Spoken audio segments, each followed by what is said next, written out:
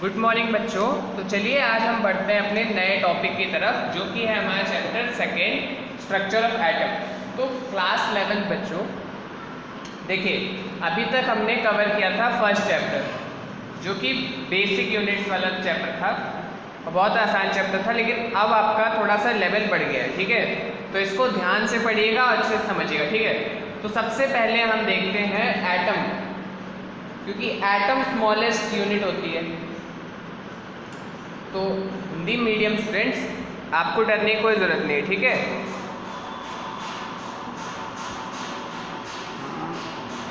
ठीक है, तो चलिए देखते हैं। किसी भी तत्व के सबसे सूक्ष्म कण जिनसे मिलकर अणु बनता है और ये अभाज्य तथा होते हैं तथा रासायनिक अभिक्रियाओं में भाग लेते हैं उसे परमाणु कहलाते हैं। ठीक है, तो उन्हीं को हम एटम कहते हैं। ठीक है बच्चों, तो आपको प्रोटॉन, इलेक्ट्रॉन इन सब के बारे में तो पता ही होगा, परमाणुओं के प्रमुख मूल घटक। तो सबसे पहले इलेक्ट्रॉन, तो इलेक्ट्रॉन की खोज जे थॉमसन ने की थी। ठीक है, और चार्ज आप देख ही सकते हैं, चार्ज ऑफ वन इलेक्ट्रॉन 1.6 × 10⁻⁹ और मास जो होता है वो इलेक्ट्रॉन का 9.1 × 10⁻31। ठीक है, अब आ जाते हैं हम अपना प्रोटॉन पे।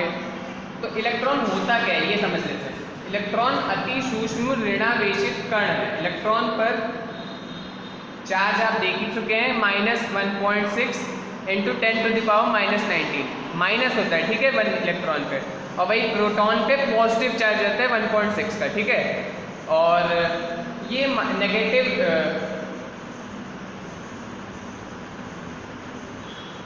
इलेक्ट्रॉन जो है वो negative particle, negative charge particle. ठीक है, प्रोटॉन की खोज रदरफोर्ड ने की थी। When high voltage charge pass between electrode and a discharge tube, some rays were coming from side of anode which pass through the cathode rays, these rays are anode rays. तो इन्हीं raise से हमारा proton electron की discovery भी लगभग हुई थी। ठीक है, ये देखो, ठीक है, आपको दिख रहा होगा अच्छे से। अब तो इनकी प्रॉपर्टीज देख लीजिए। They travel in straight line, they are positively charged. तो ये था इंग्लिश मीडियम के लिए। हिंदी मीडियम स्टूडेंट्स, प्रोटॉन का द्रव्यमान हाइड्रोजन परमाणु के द्रव्यमान के लगभग बराबर है। ठीक है, तो प्रोटॉन जो होता है पॉजिटिवली चार्ज पार्टिकल होता है। ठीक है बच्चों, अब न्यूट्रॉन। न्यूट्रॉन एक उदासीन कण है जिसका कोई चार्ज नहीं होता। ठीक है, न्यूट्रॉन पे कोई चार्ज नहीं है, तो चार्जलेस है। ठीक है, उसका मास है 1.67 × 10⁻⁻27 kg, और इसका भी मास लगभग प्रोटॉन का 1.65 के करीब × 10⁻⁻27। तो प्रोटॉन हल्का सा ज़्यादा मास होता है न्यूट्रॉन से। ठीक है, लेकिन आप लगभग बराबर ही लेके चलेंगे, मास दोनों का पता चल गया। अब चार्ज इस पे होता है प्लस का 1.6 × 10⁻⁻18, और वही मैंने बताया न्यूट्रॉन को कोई चार्ज होता ही नहीं है। ठीक है, न्यूट्रॉन का न्यूट्रल 0। तो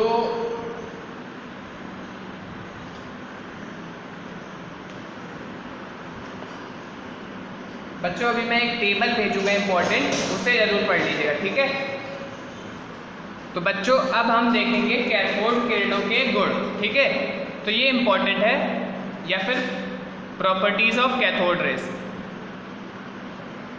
तो इसे अच्छे से समझिएगा। ठीक है, तो it consist of negative charge particles, it consist of negatively charge particles. ये था फर्स्ट पॉइंट।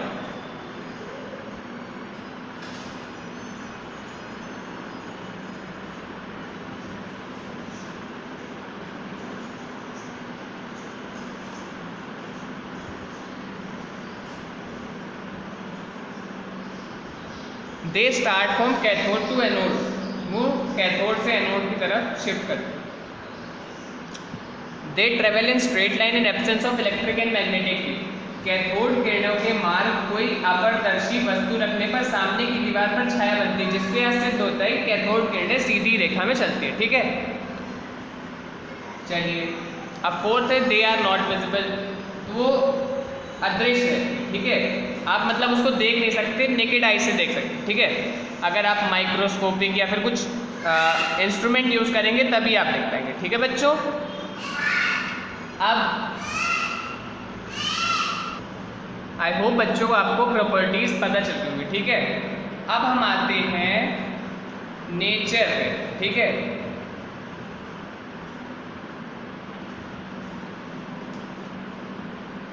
तो नेचर बच्चों यही होता है, हल्का कण होने पर विचलन अधिक होगा, जो कि E/m चार्ज जे थॉमसन ने अपने प्रयोग द्वारा सिद्ध किया कि कैथोड किरणों के लिए इलेक्ट्रॉन के आवेश E और द्रव्यमान m का अनुपात प्रत्येक गैस तथा तत्व के लिए स्थिर होता है। इलेक्ट्रॉन के लिए E/m सार्वत्रिक नियतांक होता है। इलेक्ट्रॉन का आवेश पे इलेक्ट्रॉन का द्रव्यमान E/m रेशियो जो होता है, इससे पता चलता है। ठीक है,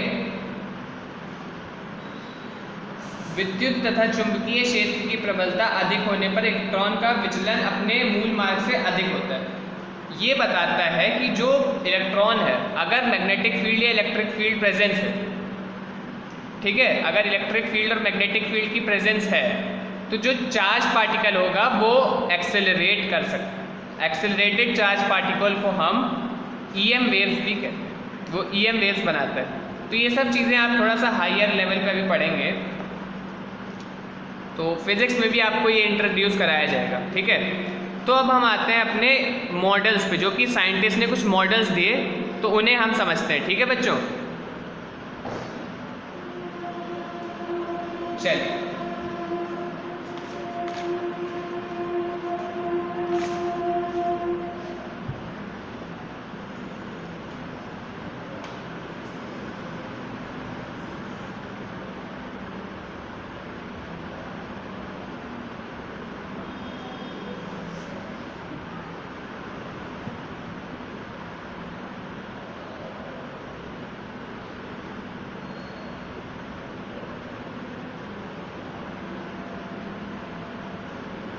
तो न्यूट्रॉन की खोज किसने की थी, ये जान लीजिए, चैडविक जी ने की थी। ठीक है, तो ये याद रखिएगा।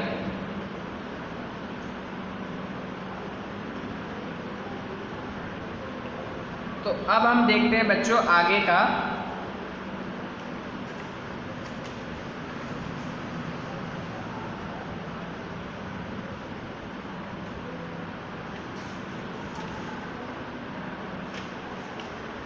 आप सब बच्चों ने आइसोटोप्स और आइसोबार्स तो अपनी क्लास में 9-10 में पढ़ा ही होगा, फिर भी मैं आपको उसका रिवीजन करा देता हूँ ताकि आपको थोड़ा सा याद आ जाए, थोड़ा भूल गए हो कुछ।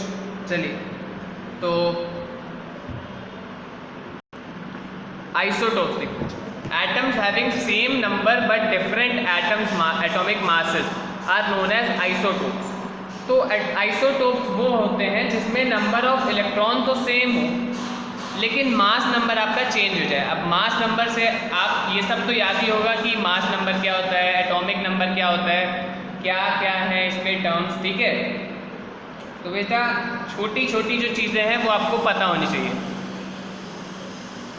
तो जैसे हमने एग्जांपल लिया 1H1, 1H2, 1H3 का, तो ये हाइड्रोजन के आइसोटोप्स हैं। ठीक है, 1H1 मतलब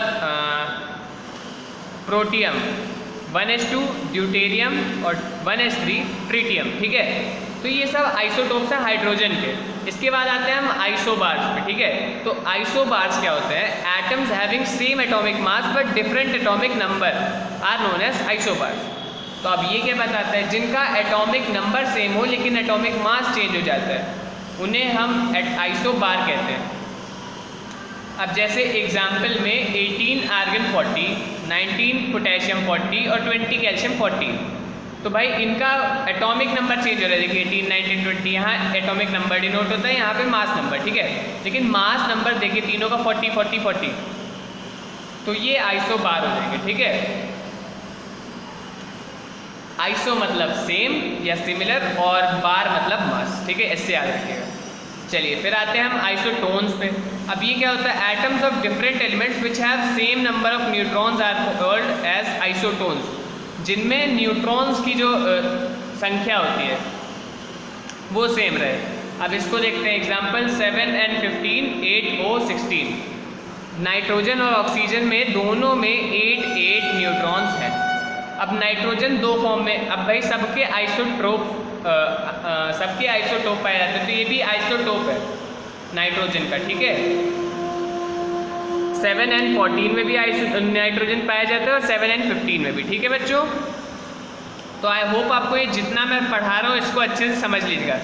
तो ये आइसो इलेक्ट्रॉनिक हम लास्ट टॉपिक देख लेते हैं। All those atoms having same number of electrons are called iso electronic. तो जिन भी एटम्स का नंबर ऑफ इलेक्ट्रॉन सेम रहते हैं उन्हें हम आइसो इलेक्ट्रॉनिक कहते हैं। जैसे सोडियम प्लस, सोडियम में कितने इलेक्ट्रॉन होते हैं 11, नियॉन में कितने 10, ऑक्सीजन में कितने 8। अब सोडियम अपना एक इलेक्ट्रॉन दे देगा तो कितने बचेंगे 10, नियॉन तो पहले ही 10 है, ऑक्सीजन 8 इलेक्ट्रॉन्स हैं, 2 ले लेगा तो 10, तो तीनों में 10 10 10 हो गए। इसका मतलब तीनों आइसो इलेक्ट्रॉनिक हैं, ठीक है बच्चों। तो आई होप आपको इतना समझ में आ गया होगा। अब नेक्स्ट क्लास में हम मॉडल्स देखेंगे कि जिन साइंटिस्ट ने जो मॉडल दिए हैं वो क्या है, उनके में क्या था, किस बेसिस पे मॉडल, मतलब वो नहीं समझिएगा, ठीक है बच्चों। हाँ, मॉडल मतलब कि इलेक्ट्रॉन की थ्योरी दी थी जे थॉमसन सर ने, फिर उसके बाद आए रदरफोर्ड सर, उसके बाद आए, हाँ ठीक है बच्चों। तो इतना याद रखिएगा और नेक्स्ट वीडियो में देखते हैं।